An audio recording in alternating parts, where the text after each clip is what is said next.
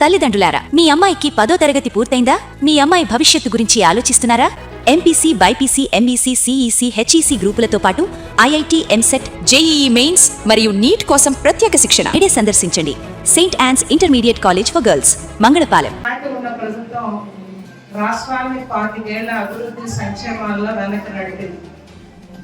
ఒక పక్క చూసాం, గ్రామాల్లో ఎక్కడో ఒక తట్టెడు మట్టి అభివృద్ధి కార్యక్రమాలు వేసిన సందర్భాలు లేవు, బ్రిడ్జిలు కట్టిన సందర్భాలు లేవు. రాష్ట్రంలో గోతులు పోయే రోడ్లన్నీ అయిపోయి, సంక్షేమాలు అరాకొరా ఇచ్చారు. అభివృద్ధి లేకుండా రాష్ట్రం కుంటుపడింది, ఆదాయాలు లేవు, అప్పులు ఎక్కువ చేసేసాం, మన యువతకు ఉద్యోగాలు లేవు, రాష్ట్రానికి పెట్టుబడి రాలేదు. గత పాలకుల యొక్క అనుభవం లేక, అవగాహన లేక మన దురదృష్టం ఆనాడు భారీ మెజార్టీతో ఆనాటి ప్రభుత్వాన్ని గెలిపించారు. 5 ఏళ్ళు ఎన్నో ఇబ్బందులు పడ్డాం.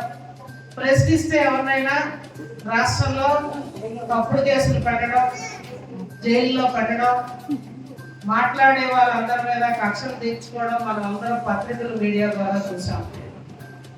మరి ఆనాడు మన ఆస్తులు అన్నింటి మీద కూడా అప్పు తేయడానికి ఒక దొంగ చట్టాలు కూడా ఆయన తెచ్చాడు ఆనాడు. భూ హక్కుల చట్టం, ల్యాండ్ టైటిలింగ్ యాక్ట్ అంటారు. అది వస్తే మనం ఆనాడు అందరం భయపడ్డాం.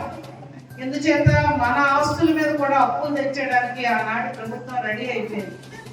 అప్పుడు చంద్రబాబు నాయుడు గారు ప్రతిపక్ష నాయకుడిగా ఆయన ఒకే మాట అన్నారు, నన్ను ముఖ్యమంత్రి అనే దీని ద్వారంతో మనం చాలా మంది కూడా అవగాహన లేక, ఎడ్యుకేషన్ లేక, చాలా మందికి పాస్ పుస్తకాలు లేక, మనం ప్రభుత్వం అందించే సంక్షేమ పథకాలు ఏమున్నా కానీ రైతు భరోసా కావచ్చు, మన విత్తనాలు అవ్వచ్చు, యూరియా, మొత్తం ఎరువులు ఏది ఇవ్వాలన్నా కూడా మనకి ముఖ్యంగా మనకంటూ భూమి మీద ఒక రైట్ఫుల్ ఓనర్షిప్, హక్కు పత్రం అనేది మనకు ఉంటే ఏదైనా కూడా మనం ఇంప్లిమెంట్ అవుతాం. కాబట్టి మనం ఈ ప్రభుత్వం నిర్వహించిన ఏపీ రీసర్వే ప్రాజెక్టులో భాగంగా మన వీరభద్రపేట గ్రామంలో మనం రీసర్వే జరపడం జరిగింది.